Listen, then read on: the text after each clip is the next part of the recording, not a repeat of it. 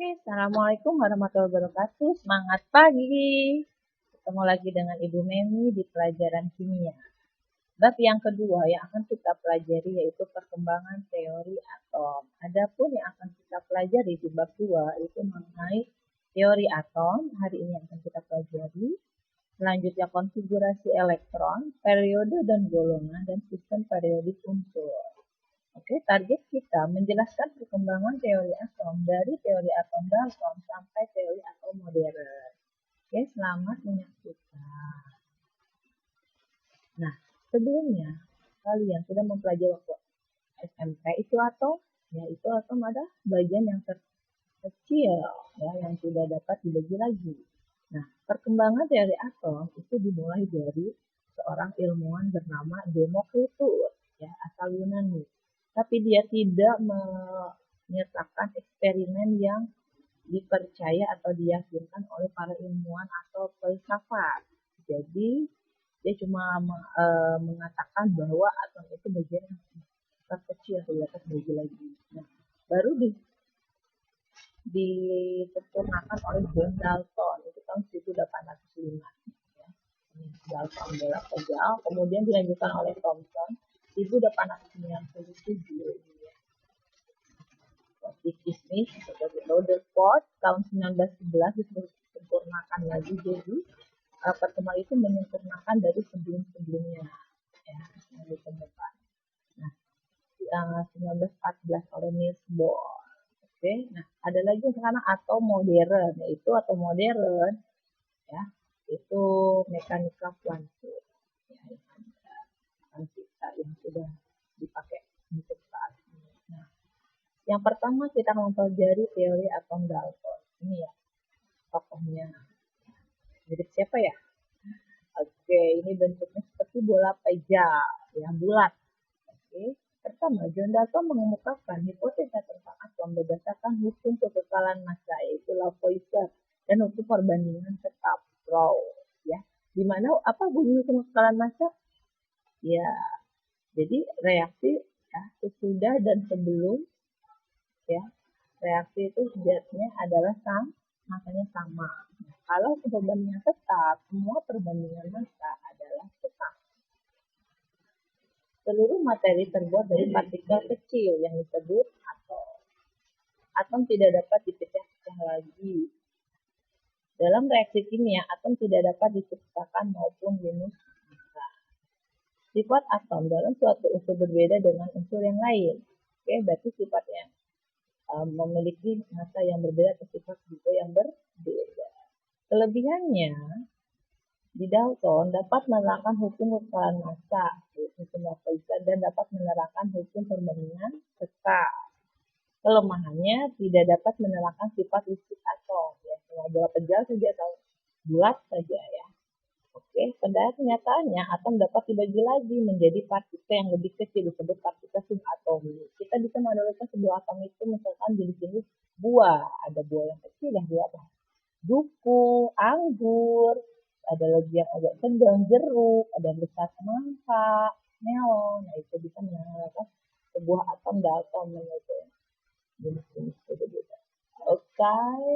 Nah, adapun menurut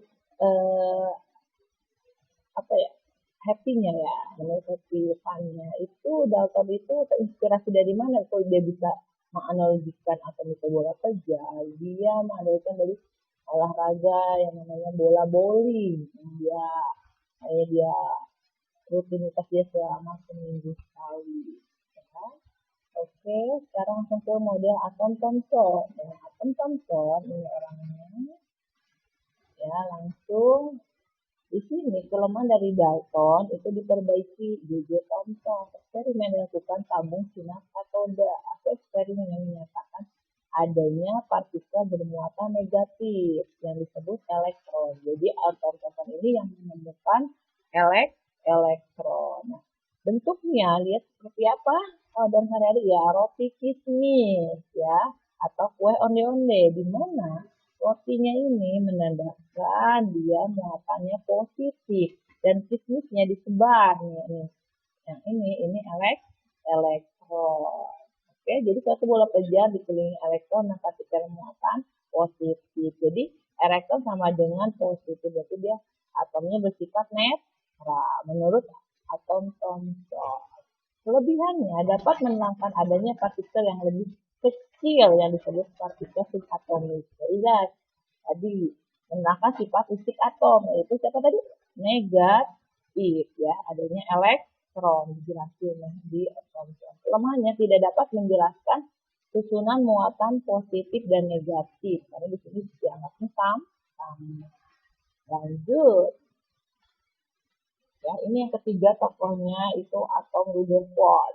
Ya, bentuknya, wih, seperti apa ya? Dan kita anggap ini lempengan. Kalau lihat M3 ya, M3. Oke, eksperimen yang dilakukan Rutherford adalah penembakan lempeng tipis dengan partikel alfa. Nah, ini lempengan tipisnya yang bulat-bulat ini lempengan alfa. Ternyata partikel itu ada yang diteruskan, ya, ada yang dibelokkan. Oke, dibelokkan atau dipantukan berarti dia ke inti atom. Berarti dalam atom terdapat susunan partikel ada yang positif, ada yang negatif. Nah, dari Rutherford ini menemukan atom positif. Nah, hipotesa dari Rutherford adalah atom susun dari inti atom dan elektron. Nah, ini inti atom, ini lintasan ini yang berikutnya elektron. Jadi elektron mengelilingi inti atom. Inti atom muatannya positif, ya, dan lempengan ini bermuatan negatif seperti tata surya. Kelebihannya dapat menerangkan fenomena penghamburan sinyal alfa dalam lempeng tipis emas, mengemukakan keberadaan inti atom. Kekurangannya tidak dapat menjelaskan mengapa elektron yang ini tidak jatuh terhadap inti atom, di mana sudah jelas ya akibat jatuhnya akibat gaya elektrostatis ya kalau di fisika itu tidak menerangkan. Oke. Lanjut. Teori atom Bohr, Niels Bohr. Ya, ada orangnya, ini gambarnya. Nah, ada angkanya. Seperti apa ya? Obat nyamuk ya? Obat nyamuk. Nah, oke. Di sini Rutherford diperbaiki oleh Bohr ya, Rutherford diperbuat dengan percobaannya spektrum warna dari atom hidrogen yang berbentuk dari spektrumnya saja. Iya, jadi jelas lintasan itu mengirim muatan positif dipilih oleh elektron. Nah, kalau setiap lintasan menurut si Bohr itu memiliki nilai. Ada kulitnya, kulit 1, kulit 2, kulit 3N ini menandakan kulit ya, KLN. Ya. Nah, tetap ada inti atom. Inti atom ini bermuatan positif. Jadi elektron dapat berpindah dari satu lintasan ke lintasan lainnya dengan menyerap dan memancarkan energi. Nah, gimana kalau yang memancarkan berarti apa? Dia lintasannya lebih rendah. Ya. Kalau yang tinggi berarti dia menyerap, berarti lebih tinggi. Ya. Kalau ke dalam lebih ya menyerap dan memancarkan. Oke. Kalau ke dalam memancarkan, kalau keluar Oke, kelebihannya mengaplikasikan teori kuantum ya untuk menjawab kesulitan dalam model atom Rutherford. Jadi spektrum ini memiliki atom hidrogen. Ya. Jadi memiliki nilai yang mempermudah. Oke, langsung terjadi penyimpangan untuk atom yang lebih besar dari hidrogen. Tidak dapat menemukan atom yang lebih rumit bila atom ditempatkan pada medan magnet. Ya, Bohr ini udah bagus ya disempurnakan lagi oleh yang model atau modern atau dikenal dengan mekanika kuantum. Kelemahan dari Bohr disempurnakan oleh atau modern yaitu elektron yang mengelilingi inti berada dalam suatu orbital. Nah, orbital apa? Yaitu ruang di mana suatu elektron kemungkinan besar ditemukan. Jadi teori atom modern mampu akan keboleh jadian ditemukannya elektron. Jadi dia menggunakan orbital yang lebih simpel lagi, lebih mudah. Elektron dalam mengelilingi inti bergerak seperti gelombang karena gerak gelombang dari elektron ini merupakan kedudukan elektron di sekeliling inti menjadi tak tentu. Suatu daerah sekitar inti di mana kejadian menemukan elektron besar disebut orbital elektron.